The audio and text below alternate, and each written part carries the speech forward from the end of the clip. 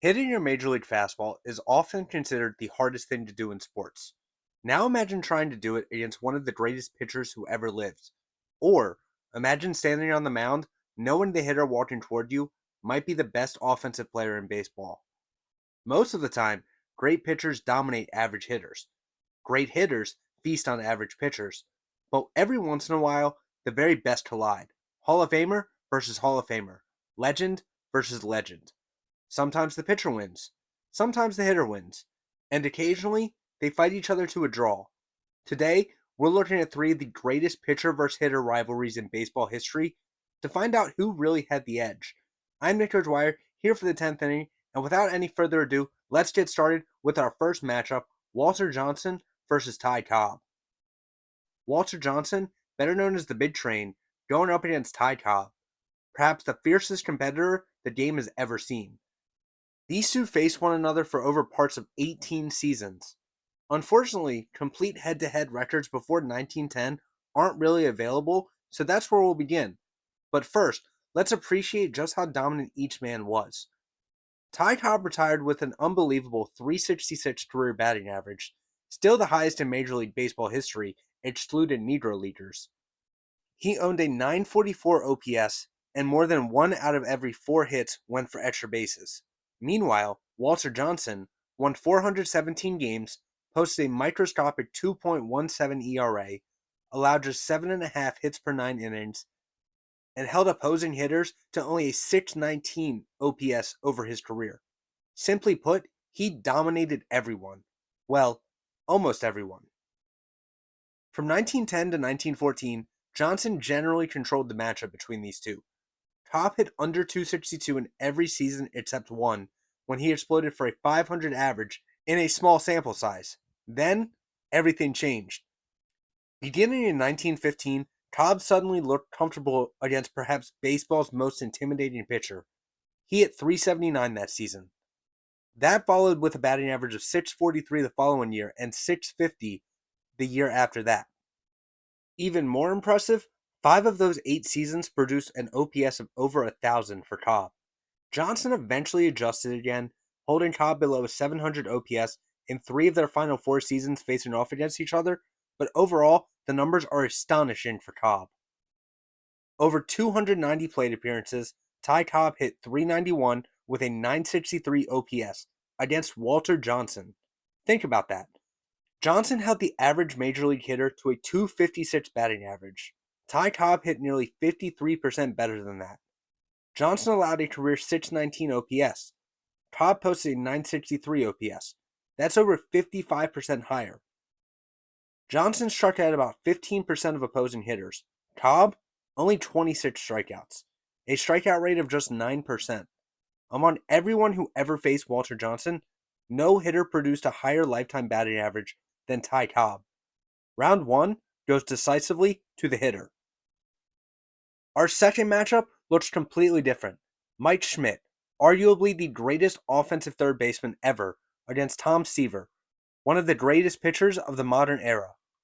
Beginning in 1973, these two met almost every season for over a decade. Schmidt's career numbers are legendary: a 267 batting average, a 380 on base percentage, a 527 slugging percentage, and a 908 OPS. Those numbers helped him capture 3 MVP awards. Tom Seaver wasn't exactly ordinary either. 311 victories, 3 Cy Young awards, a career 2.86 ERA. Opposing hitters managed just a 226 average and a 626 OPS against him. Surely, 2 all-time greats would battle evenly, right? Not even close. These two met 103 times. Schmidt collected just 16 hits in 85 official at-bats. He managed only 2 home runs and 5 RBIs. His final slash line, 188 average, 317 on base percentage, 294 slugging percentage, and a 611 OPS. Compared to Schmidt's career numbers, his batting average dropped nearly 80 points. His slugging percentage, down over 230 points. His OPS, nearly 300 points lower than normal. In total, his offensive production fell dramatically. Seaver, on the other hand, performed almost exactly like he always did. Outside of allowing a few extra walks, his numbers against Schmidt barely changed from his career averages. When comparing how much each player deviated from their normal production, the difference strongly favored Seaver. In other words, Tom Seaver didn't just beat Mike Schmidt, he completely neutralized one of baseball's greatest power hitters. Sometimes, great hitters simply run into a pitcher they can never solve. This was one of those cases. Our final matchup might be the closest of them all, Greg Maddux versus Barry Bonds. Unlike our previous matchup, neither player truly dominated. Instead, they spent more than 20 years trading punches. Barry Bonds finished with a career .298 average, .444 on-base percentage, .607 slugging percentage, and an astonishing 1.051 OPS. Greg Maddux won 355 games, captured 4 consecutive Cy Young Awards, and held hitters to only a .649 OPS during his career. From 1986 through 2007, excluding 2005, they met regularly. In total, 154 plate appearances. Bonds hit .262 with a .370 on-base percentage, a .485 slugging percentage, and an .855 OPS. He also hit 8 home runs off Maddux. Compared to what Maddux normally allowed, those numbers were excellent. Bonds exceeded Maddux's career averages almost across the board. But here's where it gets interesting. Compared to Barry Bonds' own career numbers, they actually represented a noticeable decline.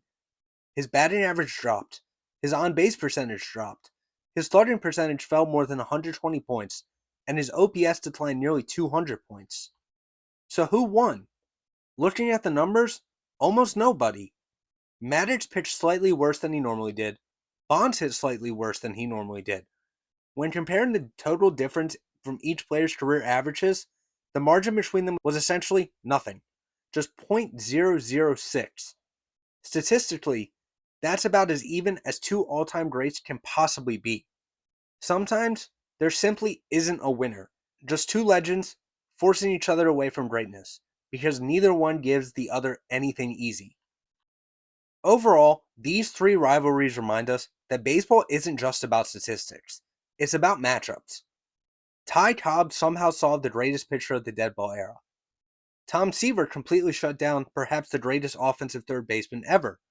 And Greg Maddux and Barry Bonds spent 2 decades proving that sometimes greatness cancels out greatness. Every Hall of Famer has players they dominated and players who somehow figured them out. That's part of what makes baseball history so fascinating, because even legends have their kryptonite. If you enjoyed this video, let me know down in the comment section. If you love baseball history, forgotten stories, and legendary statistical battles, be sure to hit that like button, subscribe button, and I'll see you in the next one.